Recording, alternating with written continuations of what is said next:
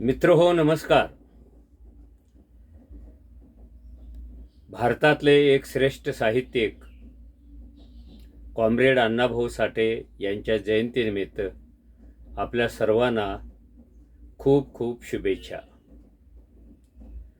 Comrade Annabhau Sathe याने आपलं साहित्य, आपल्या कला, शाहिरी, नाटकं, चित्रपट आणि चळवळी यातून जणू काही माणसावर, त्याच्या समाजावर वर्षानुवर्षे फिटू नये असे ऋण करून ठेवलेले आहेत.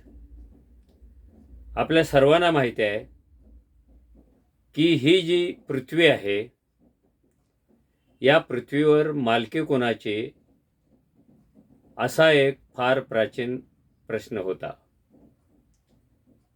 इथल्या धर्माने, इथल्या वेदपुराणाने, इथल्या दंतकथाने ही जी पृथ्वी आहे ही देवाच्या मालकीची करून ठेवली होती.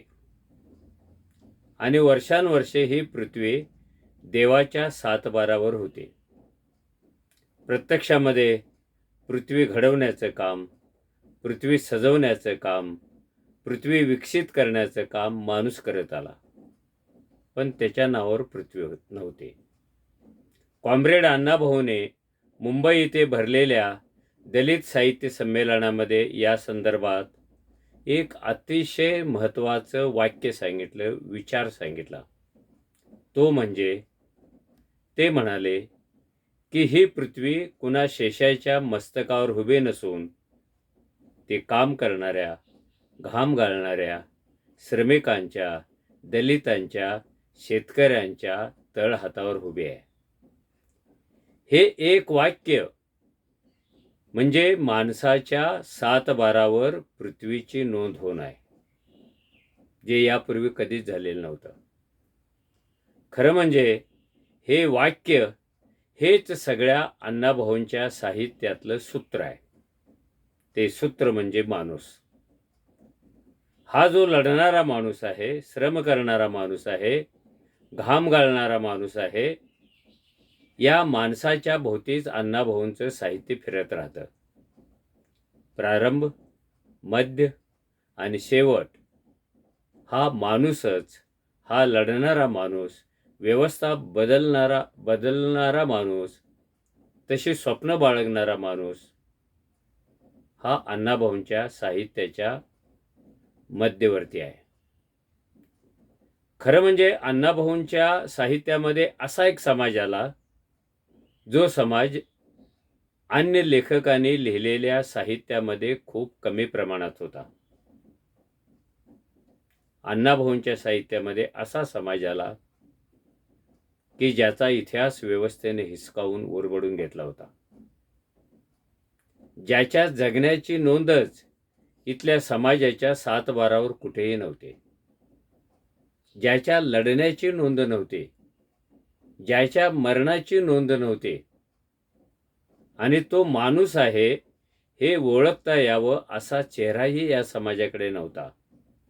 तो चेहरा म्हणजे भटका समाज, विमुक्त समाज, व्यवस्थेने गुन्हेगारी ठरवलेला समाज, हा सगळा अण्णाभाऊंच्या साहित्यामध्ये जणू काही नायकासारखा आला.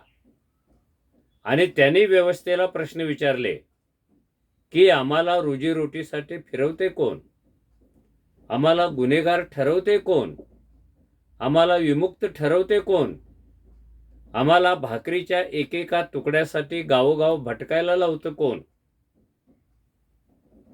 ह्या सगळ्या प्रश्नांची गर्दी म्हणजे अण्णाभाऊंचं साहित्य आहे. म्हणजे असा समूह ज्याचा आवाजच कुणापर्यंत पोचलेला नव्हता, तो अण्णाभाऊंच्या साहित्यातून पोचला. मग ते पारधी असतील, ते डोंबारी असतील, ते कैकाडे असतील, ते माकडवाले असतील, ते बंजारा असतील, ते अजून कोणीतरी असतील, ह्या सगळ्यांचा आवाज, ह्या सगळ्यांचा चेहरा, ह्या सगळ्यांच्या अस्तित्वाच्या खुणा अण्णाभाऊंच्या साहित्यामध्ये दिसतात.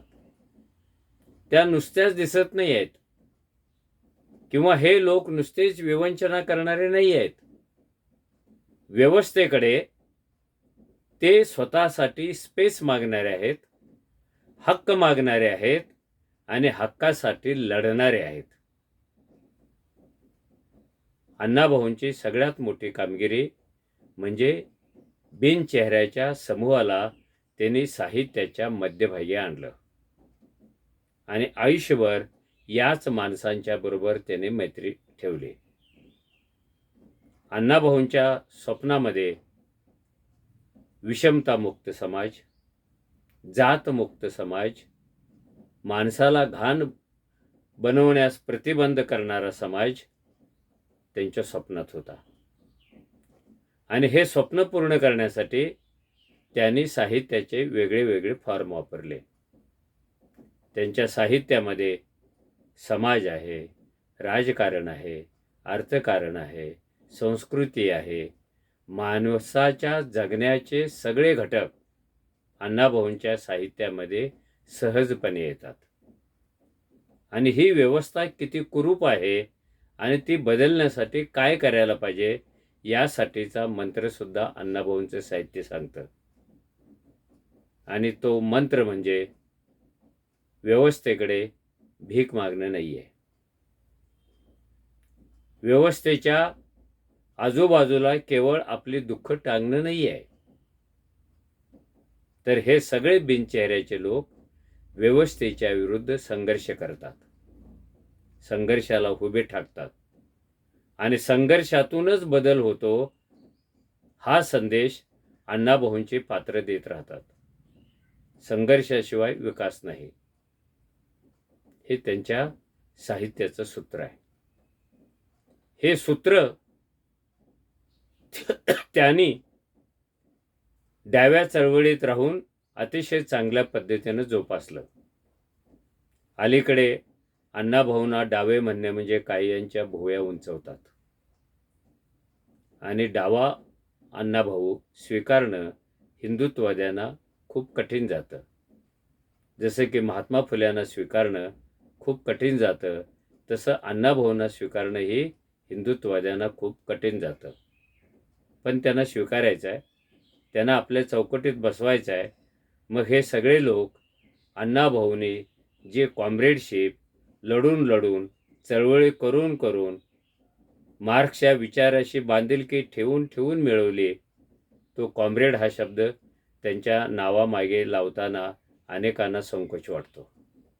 कारण कॉम्रेड म्हटले की अण्णाभाऊ व्यवस्थेच्या विरुद्ध लढायला लागतात आणि हा कॉम्रेड शब्द काढला की जी हिंदुत्ववादी व्यवस्था आहे त्याच्या आसपास अण्णाभाऊंना घेणं सोपं जातं. म्हणून अनेक वर्षापासून अण्णाभाऊंना कॉम्रेड म्हणण्याचं हे लोक टाळत आहेत. नाशिकमध्ये त्यांचा एक पुतळा बसणार आहे. त्या पुतळ्यातसुद्धा अण्णाभाऊंच्या नावामागं कॉम्रेड हा शब्द घ्यावा म्हणून काही मंडळींनी तक्रार केली, अर्ज केला आणि आग्रह धरला की अण्णाभाऊ कॉम्रेड होते तर मग त्यांच्या नावामागं कॉम्रेड का नाही. पण कॉम्रेड हा शब्द पेलण्याची क्षमता ह्या व्यवस्थेमध्ये नाही आहे, म्हणून मग ते टाळतात. असं टाळणं बरोबर नाही आहे. कारण अण्णाभाऊनेच आपल्या लेखनात सांगितलेलं आहे की माझा पक्ष कम्युनिस्ट, माझा नेता कम्युनिस्ट, माझं रक्त कम्युनिस्ट, माझा विचार कम्युनिस्ट आणि ती विचारधारा घेऊन मी श्रमिकांच्या लढाया लढतो आहे. ह्या लढाया म्हणजे जाती अंताची लढाई आहे. ह्या लढाया म्हणजे वर्ग अंतांची लढाई आहे, जी अण्णाभाऊ आयुष्यभर लढत राहिले. आणि ह्या लढायांचं एक प्रतिबिंब म्हणजे त्यांचं साहित्य आहे. ह्या लढायांसाठीची ऊर्जा म्हणजे त्यांचं साहित्य आहे. ह्या लढायांमधले नायक अण्णाभाऊ पुरवत राहतात. व्यवस्थेविरुद्ध लढण्यासाठीचे जे नायक आहेत ते अण्णाभाऊंच्या साहित्यातून मोठ्या प्रमाणात येतात. त्यामुळं अण्णाभाऊने आपल्यावर सगळ्यात मोठे केलेलं उपकार कोणता आहे, ज्याची मी सुरुवात केली. माणसाच्या नावावर पृथ्वी त्यांनी कोरली, माणसाच्या सातबारावर त्यांनी पृथ्वी आणली आणि हे आणणं सहजासहजी शक्य नव्हतं. त्या व्यवस्थेविरुद्ध लढल्याशिवाय त्यांच्या मुठीत, त्यांच्या तळहातावर असलेली पृथ्वी माणसाच्या हातावर येणार नव्हती. म्हणून अण्णाभाऊंनी हे आपल्यावर केलेले प्रचंड ऋण आहेत. मला वाटतं की अण्णाभाऊंच्या आयुष्यातलं हे एक श्रेष्ठ भाषण होतं की ज्या भाषणामध्ये त्यांनी पृथ्वी कुणाच्या मालकीची हा जणू काही एक सिद्धांतच मांडला आणि पृथ्वीचा मालक माणूस आहे, तोही ढेरपोट्या माणूस नाही, पिळवणूक करणारा माणूस नाही, शेडजी भटजी नाही, तर तो राबून राबून पृथ्वी घडवणारा, सजवणारा माणूस आहे, हे त्यांनी स्पष्टमध्ये त्या संमेलनात सांगितलं. हे मी का सांगतोय? हे सांगण्याचं एक कारण म्हणजे काळाची चक्र उलटी फिरवण्याचा आता प्रयत्न होतोय. विज्ञानाच्या जागी दंतकथा येत आहेत. विज्ञानाच्या जागी देवदिकांच्या कथा येत आहेत. विज्ञानाच्या जागी यज्ञाच्या कथा येत आहेत. आणि असं करत करत ही पृथ्वी पुन्हा एकदा देवादिकांच्या नावावर केली जाते की काय अशी परिस्थिती आहे. म्हणून अण्णाभाऊंचा हा सिद्धांत, हे क्रांतिकारी वाक्य पुन्हा पुन्हा पुन्हा पुन्हा आपण आठवायला पाहिजे. अण्णाभाऊंच्या विचारांची वर्गवारी करताना सुद्धा आपण गल्लत करू नये. ते आंबेडकरवादी होते की ते मार्क्सवादी होते की ते मानवतावादी होते, अशा झुंजी लावण्यामध्ये मला वाटतं काही अर्थ नाही आहे. कारण आपण ज्या कारणासाठी झुंजी लावतो त्या कारणांची उत्तरं स्वतः अण्णाभाऊच देत आहेत. ते आपण वाचत का नाही? ती उत्तरं आपण समजून काही घेत नाही. ज्या अण्णाभाऊने आपली फकीरा ही जगप्रसिद्ध कादंबरी बाबासाहेबांच्या लेखणीला अर्पण केली. बाबासाहेबांनी धम्माचा स्वीकार केल्यानंतर बुद्धाची गोष्ट नावाची कथा लिहिली अण्णाभाऊंनी. मग ह्या दोघांचे संबंध कसे असतील? कसे असतील संबंध?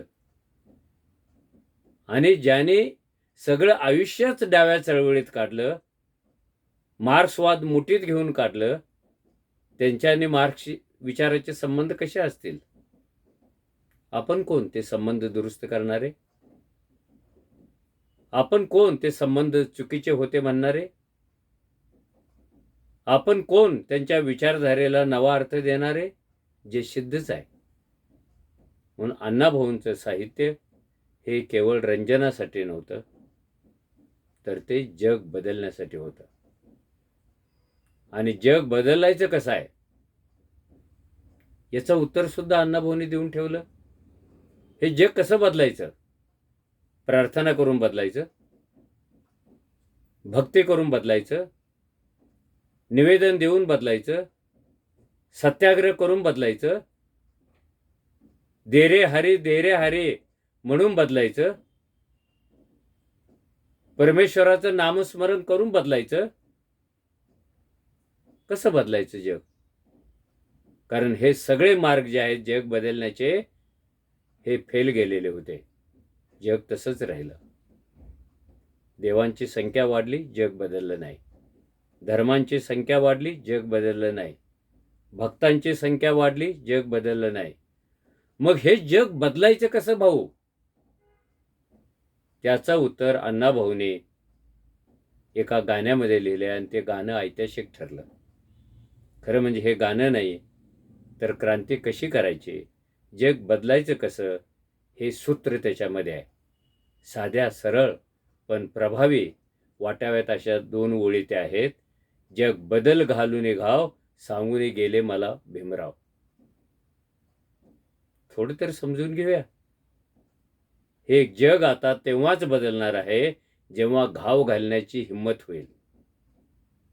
आणि अण्णाभाऊ काय म्हणतात? जग बदलण्याचा हा मंत्र बाबासाहेबांनी आपल्याला दिलेला आहे.